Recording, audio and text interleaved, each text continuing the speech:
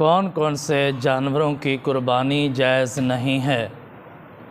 یاد رکھیں کہ عمر کے لحاظ سے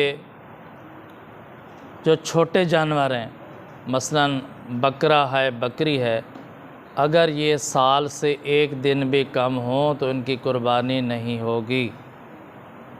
دوسرا ہے دمبا، دمبی وغیرہ، یہ اگر سال سے کم ہوں، 6 مہینے سے زیادہ ہوں اور اتنے موٹے فربے ہوں کہ سال والے دمبے کے برابر نظر آتے ہوں تو ان کی قربانی جائز ہے۔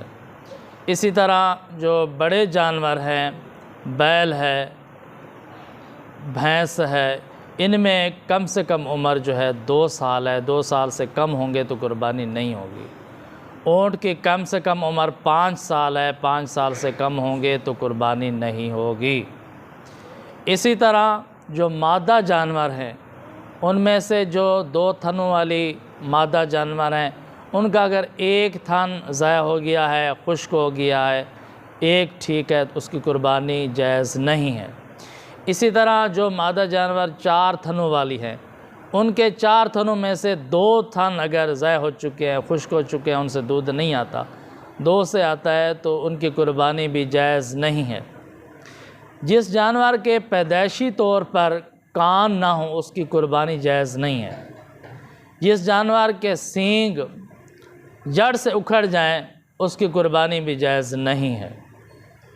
اسی طرح جس جانور کی ٹانگ ٹوٹ جائے تو اس کی قربانی بھی جائز نہیں ہے۔